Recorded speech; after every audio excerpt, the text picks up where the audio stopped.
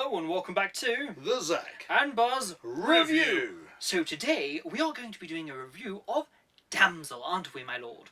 Are we? Yes, we are. Are we going to do the review in our most correct and poshest English accent that we could possibly imagine? Most certainly. Well, golly gosh. Much like Millie Bobby Brown in Damsel. So the story seems to revolve around a princess who is unwittingly forced into a marriage which she then kind of warms up to, only for it to turn out that she was wrong to be apprehensive about it. I think we can drop the accent. Okay, because she is then going to be sacrificed. She doesn't know that. She doesn't know that, and suddenly turns she's being sacrificed to a dragon because of a blood pact that they've had for ages. The viewers know. The viewers know that it's going to happen because it's pretty obvious. It's pretty obvious from all the things we know about it. So the pictures and the trailers, the thing, literally on Netflix, it pops up, and that is the gist you get. Yeah.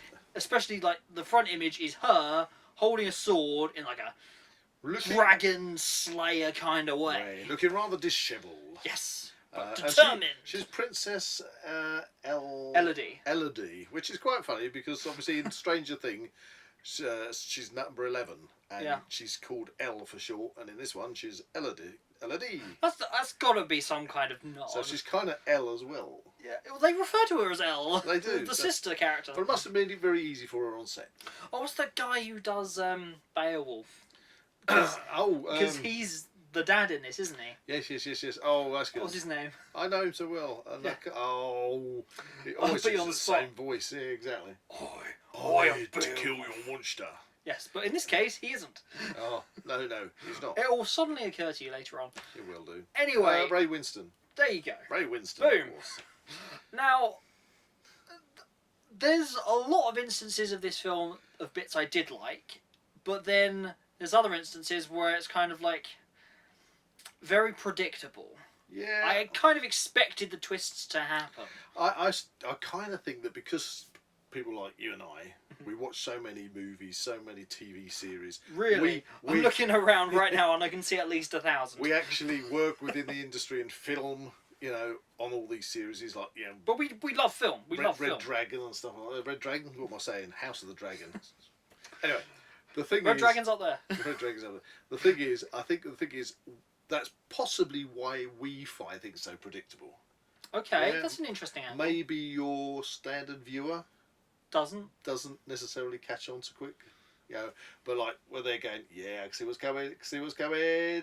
Yep, that happened. No, but I don't see that as like a negative though, because I like to be either proven right or proven wrong and say, that's a good twist. Because I like it when we watch movies, and we've already done a review on Imaginary, and I was sitting there with that kind of mindset. It's going to happen. And what it does, it's kind of like, I guessed it. Not a letdown, because they've done it well. Or if they surprise me by not doing it and doing something else. So, it's not a negative thing. But this one is pretty predictable. But at the same time, it's fantasy. Yeah. It's pretty good fantasy. It's in the same vein as you would. Everybody loves a dragon, and of course everybody's used to House of the Dragon, and obviously Game of Thrones, and endless amounts of dragon things. Dragon Slayer. That was the immediate one that popped in my mind. Slayer. Except for the fact that it's more the damsel in distress who's being sacrificed actually is the Dragon Slayer type character. If you're familiar with Dragon Slayer, that is. Which is actually a Disney film. An older movie now, but an epic movie. Oh, it's really cool because the dragon in that's called Vermithrax. Vermithrax, the dragon. That's so cool. That is and such a good name. the practical effects of that are amazing. When that film was made, the effects are absolutely superb. But we're not reviewing Dragon Slayer, we're reviewing Damsel. The most English-spoken damsel. The best parts of this movie have got to be after she's been thrown down into the pit. And then she's... Not the pit. What, a pit? The pit of doom. The dragon's cave. Yeah. Sacrificial pit. Yeah. Anyway, and she then has to work her way through kind of the different cave systems to try and escape. But it's after that, it kind of takes a while for that kind of twist when it's like, they're going to make friends now and team up with the dragon to then take on the actual bad guys, which are the people sacrificing. Yeah, but you see, that was the thing, because to get to that point, you know, we have kind of a bit of an epic battle with the dragon. Yeah. And she sticks the dragon in one eye with a sword, blinds it in one eye. She sticks it in the mouth with a sword, if I recall. Yeah. Sticks it through the arm with a sword. Yeah. Sticks it in the belly with a sword, and burns the hell out of it. Yeah, as well. she redirects its fire to burn the dragon. But don't worry. But they still team up. They're going to be best of buddies by the end of the movie. And there's the thing that that dragon has actually by this point killed her dad, Ray Winston. Yes, that's correct. And because he's decided to come and try and rescue her. Yeah, I suppose the idea there is the fact that she's she's been put in this situation not by the dragon but by her father. And the deal that the father made. He's kind of paid for it because he's died, but then she still wants to get revenge on the people that put her in that situation. Yeah, because to do that, she needs to team up with the dragon. But I think she wants to get revenge for all the other damsels that have been sacrificed. That is very true. So, yeah, you know, it's like you've been conned too by these people. It's because she's been led, she's able to survive because of the other courses of action that previous damsels have managed to make. That guide her, but they themselves have failed. Yeah, so it's kind of that kind of journey. Yeah. And so at the end of the day, you kind of get the feeling that she's doing it for them all. You know. And it was interesting because the dragon was the lady actress who does the voice of the dragon. It's a very iconic voice. It's from The Expanse. Yes, she's like the president of the Earth or something. With a very gravelly sort of Spanish type voice. Yeah. Which I actually think worked quite well. It was pretty good for the dragon, actually. Worked quite well, yeah. But the whole thing with the dragon is the deal is that the dragon's children have actually been killed. Yeah, which is kind of back to Dragon Slayer. Back to Dragon Slayer, and then the king, or the then king, made a deal with the dragon to sacrifice his daughters, and subsequently every generation made a sacrifice. But then in the present with Millie Bobby Brown, they're kind of cheating the system a bit with the whole blood. Yeah. Blood's they're basically tainting them with the blood of the royal family. Yeah. In order that the dragon smells that blood on them and believes them to actually be part of the royal family. Which they're not. You see, and that's what they've been doing. Interesting enough, I want to point out, okay, that we put this on. Yeah. I'd seen adverts for it. And I put it on because I thought that it was a TV series. Oh, right. You know? And I thought, I'm thinking, that's quite funny. This first episode going on and it's getting longer and longer. And it's like, this really is a long first episode. It's a movie, Buzz. It was a movie. Which I discovered by the end of it. Yeah. Because the main villain is essentially the mum, who's actually the Princess Bride. I love that actress. And they do get their just desserts in the end. Yeah.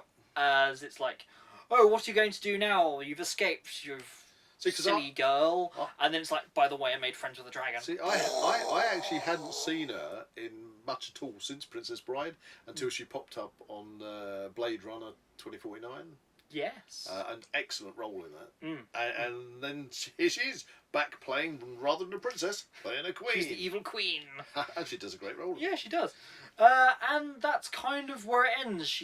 Millie Bobby Brown goes off into the kind of back to her home where she came from with, I think, the stepmother and her sister, and the dragon's flying alongside them.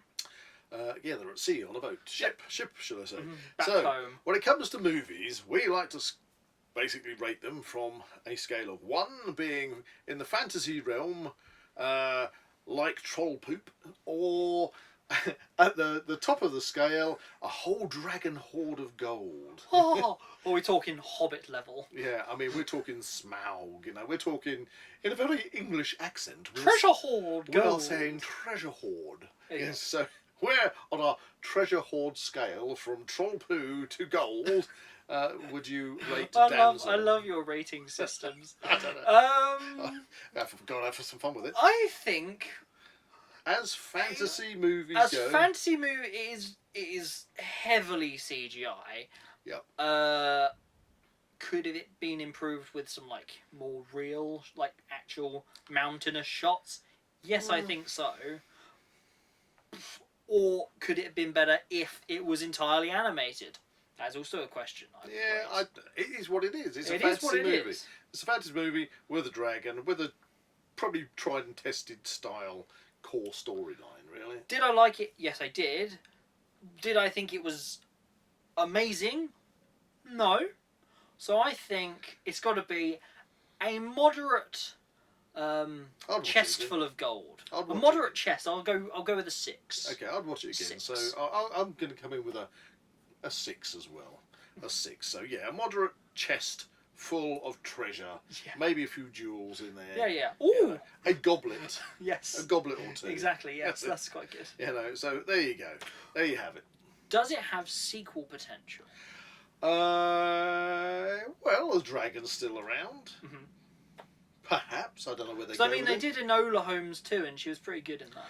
Yeah, I mean, I quite actually, as an actress, I like the way that Millie Bobby Brown portrays she's actresses. Young enough to like hold a franchise to kind of go on. The way as an actress she presents the characters. I do love her English accent. Oh yes, my lord. The English accent comes from the back of the mouth. Was this like behind the scenes stuff?